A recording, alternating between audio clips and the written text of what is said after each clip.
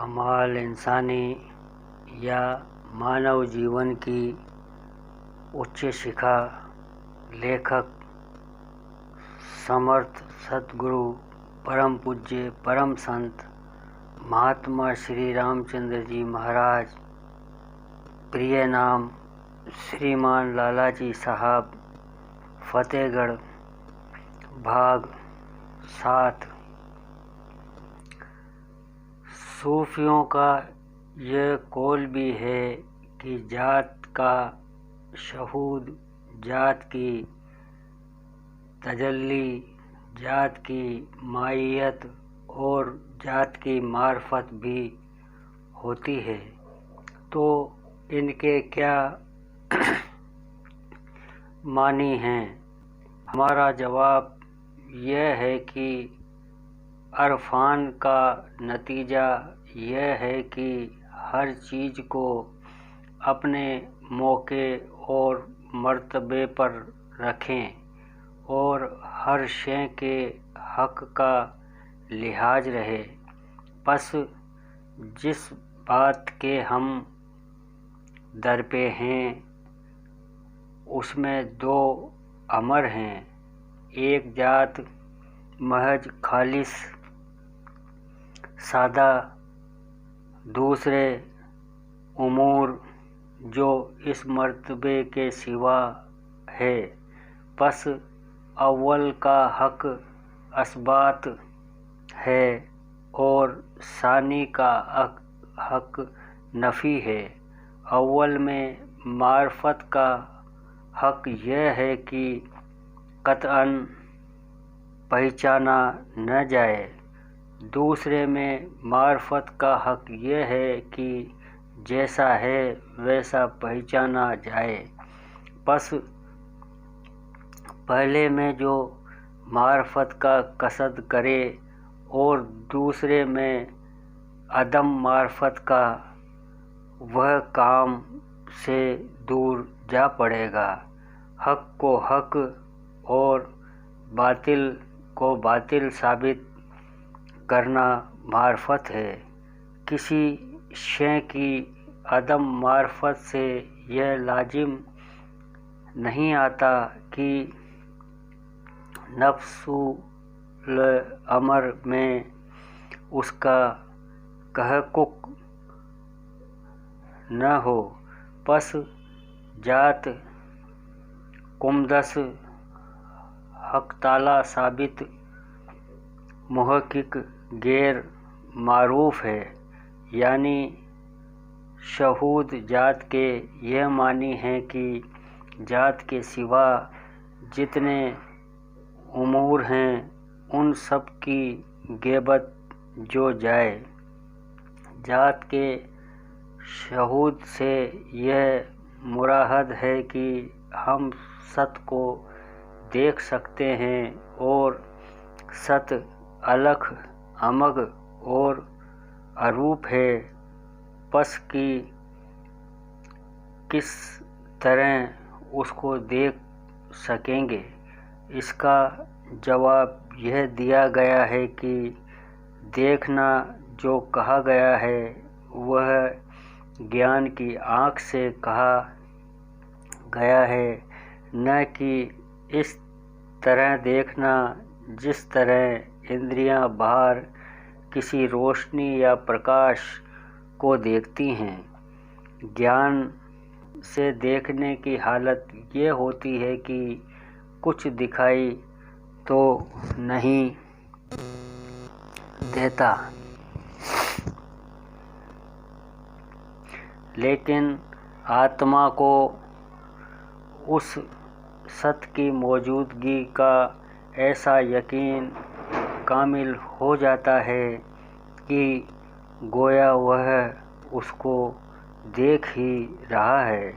अगर ऐसे ज्ञानी के जिस्म के कोई टुकड़े टुकड़े भी कर डाले तब भी वह यही कहेगा कि मैं उसको इस तरह देखता हूँ जैसे कि तुम मुझको देखते हो।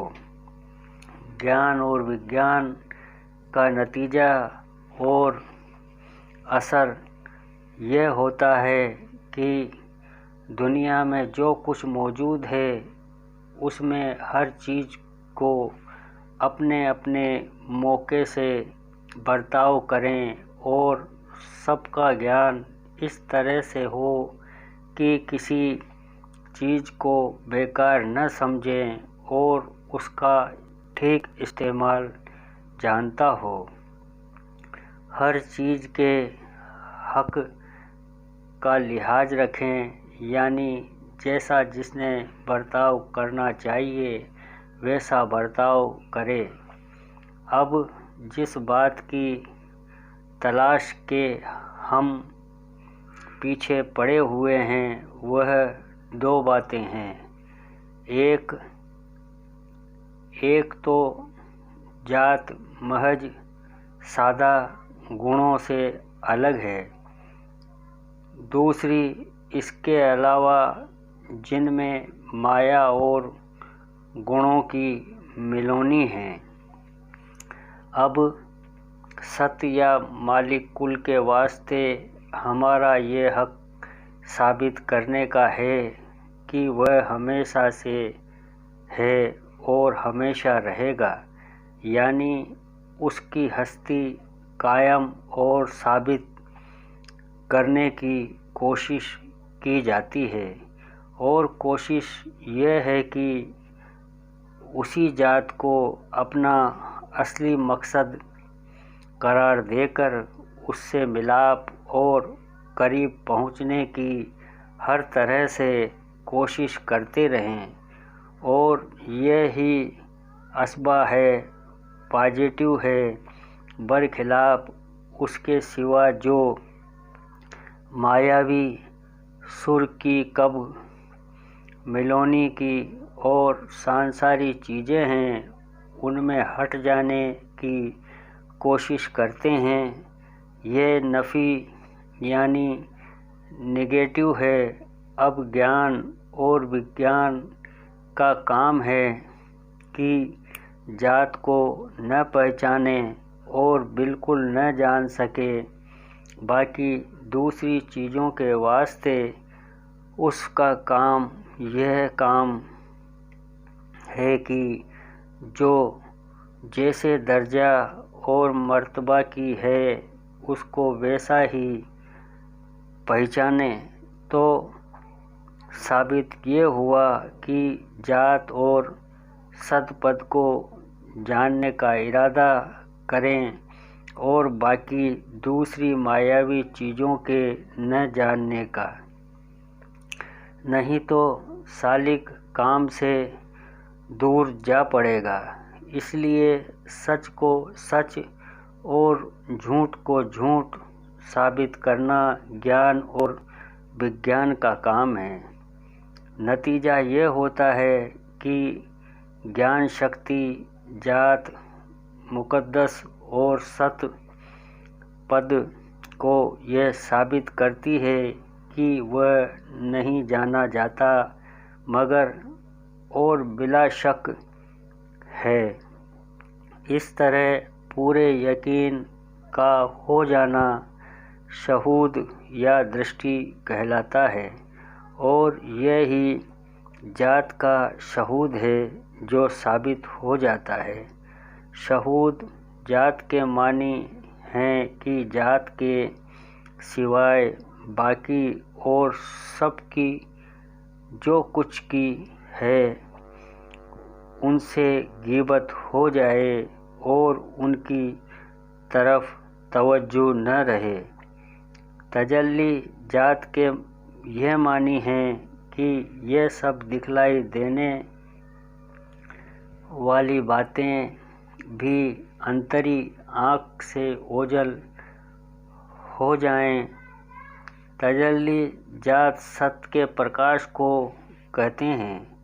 उसमें रंग और रूप नहीं होता बल्कि ज्ञान की रोशनी से मुराद है माइयत। जात से यह मुराद है कि जुमला चीज़ों की मोहब्बत जाती रहे और माया और मोह कुछ न रहे। मार्फत जात के ये मानी है कि जुमला असबाब से ना आशना हो जाए, क्योंकि परमात्मा का ज्ञान सिर्फ नाम और कर्म के ही मुतल्लिक हो सकता है और परमात्मा के गुण, कर्म, स्वभाव और नाम ही का इल्म और पहचान हो सकती है, असल जात की नहीं। और यह ज्ञान भी सिर्फ इस ही हद तक हो सकता है कि फलां फलां बात पैदा हुई, मगर इसकी वजह कि क्यों पैदा हुई नहीं हो सकता, क्योंकि वजह मालूम करने दरवाज़ा बंद है। और वजह दरवाज़ा बंद होने की यह है कि जो कुछ और जिस चीज़ की वजह हो सकती है और है, वह सब परमात्मा की हकीकत है। इस वास्ते कि परमात्मा हकीकतों की हकीकत है और इस हकीकत की बाबत जान लेना किसी आदमी और देवता वगैरह का काम नहीं है। बस किसी चीज़ की हकीकत समझ में नहीं आ सकती और यही असली ज्ञान है। और सबसे बढ़िया ज्ञान है कि किसी ने क्या अच्छा कहा है, मैंने ये जाना कि कुछ नहीं जाना। एक और बात मज़े की किसी साहब ने कही है, अवाम का अव्वल, खवास का आखिर है। मतलब यह कि आम लोग बिल्कुल नावाकिफ़ होते हैं और यह ही नावाकिफ़ियत और नादानी कामिल पहुँचे हुए लोगों को आखिरी की बात है। यानी ज्ञानी लोग यह जानते हैं कि वह कुछ नहीं जानते। अब सब लोगों को यह मालूम होना चाहिए कि जो कुछ ऊपर बयान किया गया है, यह सब बातें सिर्फ अभ्यास के दर्जे और उसकी तरकीबें, इस्तिलाहें और परिभाषा बयान की गई है, मगर हिम्मत जो चीज़ है वह दूसरी चीज़ है। हिम्मत में यह सब झगड़े अलग रहते हैं। हिम्मत लफ्ज़ के मानी रूहानी ताकत, इच्छा शक्ति के है। इस हिम्मत के हासिल होने के लिए चेला गुरु का सत्संग किया करता है, जो धर्म के मुताबिक है। गुरु की मदद सामने हो तो या दूर हो, इसी हिम्मत की वजह से हो सकती है और करती है। और गुरु की तवज्जो और हिम्मत से चेले पर फैज़ और बख्शिश के दरवाजे खुलते हैं। यह सत्संग का तरीका सबसे उम्दा और सहज और जल्द फ़ायदा पहुंचाने वाला है। अक्सर नादान लोग ऐसे रास्ते को ढूंढते रहते हैं कि बिला मुर्शिद के कोई बात हासिल हो जाए। सूफ़ी लोगों का यह कौल है कि जिस आदमी का कोई शेख या गुरु नहीं है, उसका गुरु शैतान है। इसलिए हर दिल रखने वाले को चाहिए कि शेख कामिल ढूंढे लेकिन इसी जगह पर यह बड़ी मुश्किल पड़ती है कि आम लोग यह नहीं तमीज़ कर सकते हैं कि मुर्शिद अच्छा है या बुरा, और न उसको यह मालूम हो सकता है कि मुर्शिद वली भी है या नहीं,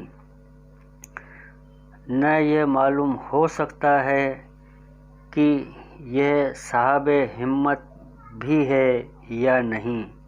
बस फसादी को नेक और नेक को बुरा समझकर दोनों सूरतों में गलती में पड़ जाएगा। हजरत शेख शरफुद्दीन मुनेरी यह बयान करते हैं कि ईश्वर की मर्जी हमेशा ऐसी ही रही है कि कोई ज़माना बुज़ुर्गों से खाली नहीं रहा है और न आइंदा रहेगा।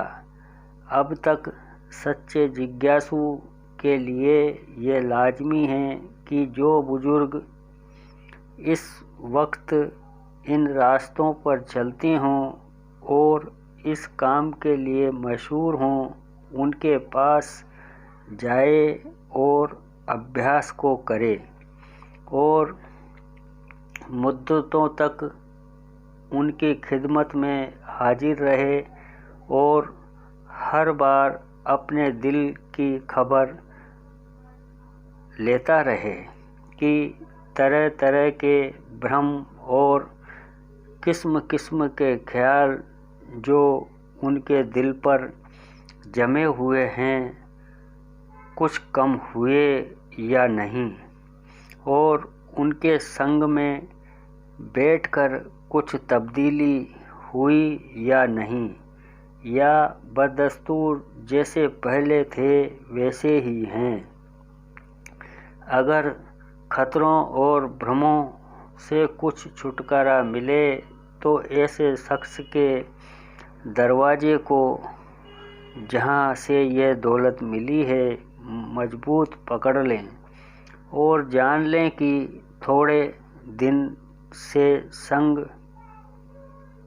से तो यह दौलत मिली है, तो ज़्यादा सोबत से बहुत कुछ उम्मीद है, और अगर कुछ तब्दील बदल अपने हाल में न पावें तो जान लें कि इस बुज़ुर्ग के यहाँ मेरी किस्मत का कुछ हिस्सा नहीं है। फिर अपनी दवा दूसरे दरवाजे से तलाश करें और अपने दिल में इस पहली जगह का भी इनकार न लाएं कि यह अदब से दूर है। जब सच्चा जिज्ञासु किसी बुजुर्ग के पास अभ्यास सीखने को हाजिर हो तो उस बुजुर्ग को चाहिए कि लगातार 3 दिन तक उसको व्रत रखने का हुक्म दे। अगर हो सके तो बिल्कुल भूखा रखे, नहीं तो फल और दूध खाने की बतलावे। अगर मुसलमानी मजहब रखता है तो 1000 मरतबा ला इलाहा इल्लल्लाह और इस्तिग़फ़ार और दरूद शरीफ पढ़ता रहे।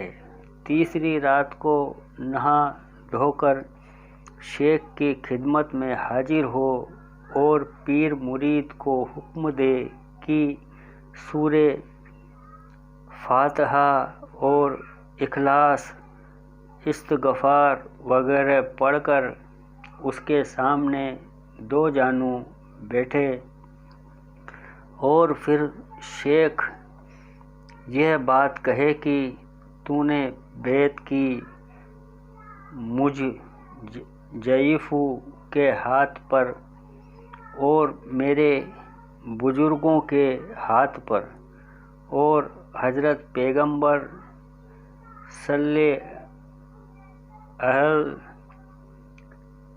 व आलही वसलम और हजरत रब्बु लइज्जत के हाथ पर, और तूने अहद किया है कि अपने सब जिस्म के जोड़ों को सीधे और सच्चे धर्म पर रखेंगे और दिल को अल्लाह ताला की मोहब्बत में देंगे। इस वक्त में अपना दाहिन हाथ मुरीद के दाहिने हाथ पर रखें।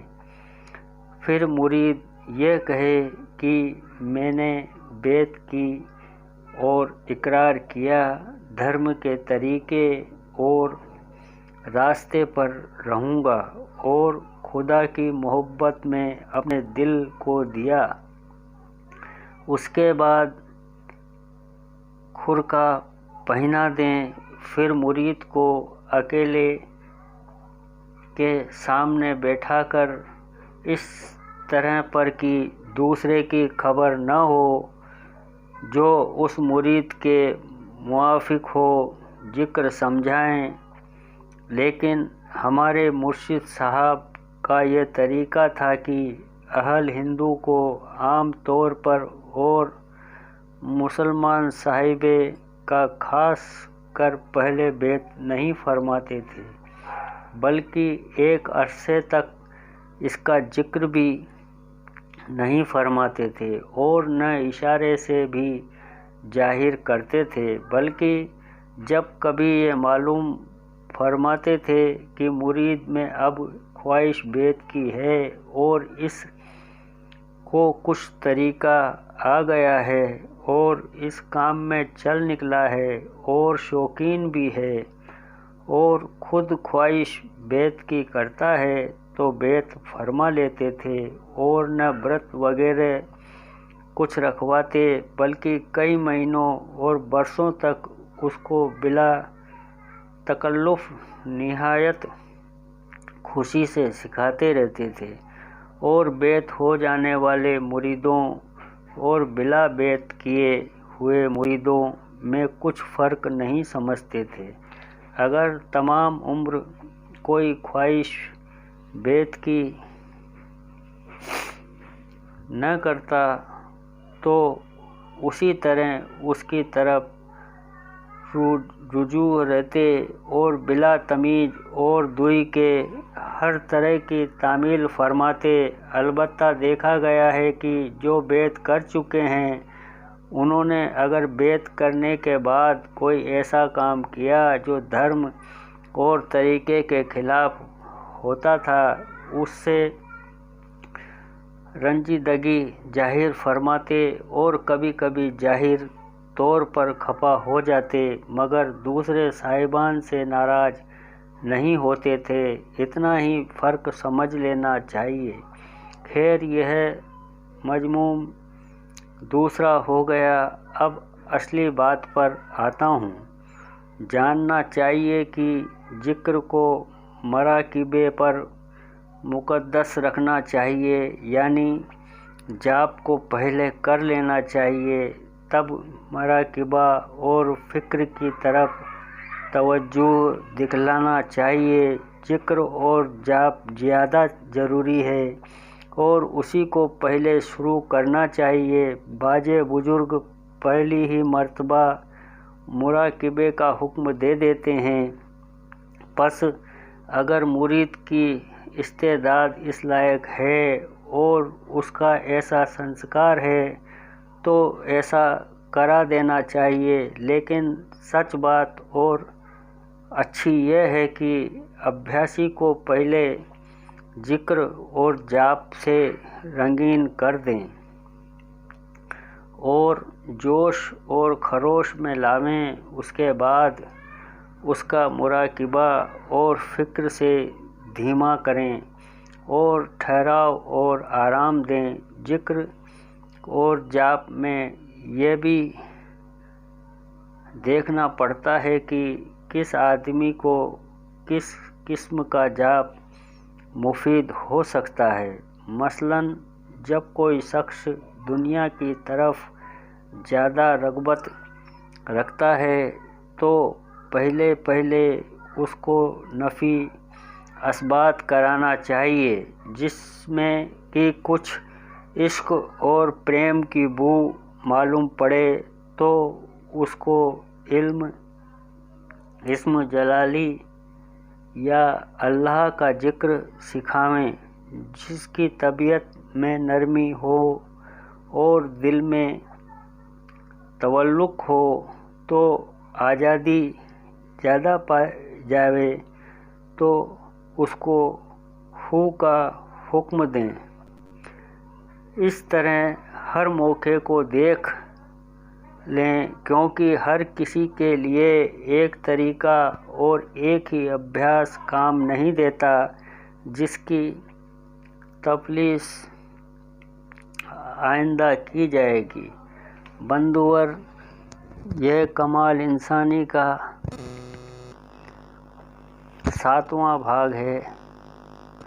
अगर आपको ये जानकारी और वीडियो अच्छा लगा हो तो हमारे यूट्यूब चैनल राम समाधि आश्रम संत थानेदार को लाइक, कमेंट, शेयर और सब्सक्राइब करने की कृपा करें। अगर बोलने में कोई गलती हुई हो तो आपके श्री चरणों में हम आप सभी से माफ़ी चाहते हैं। सादर प्रणाम।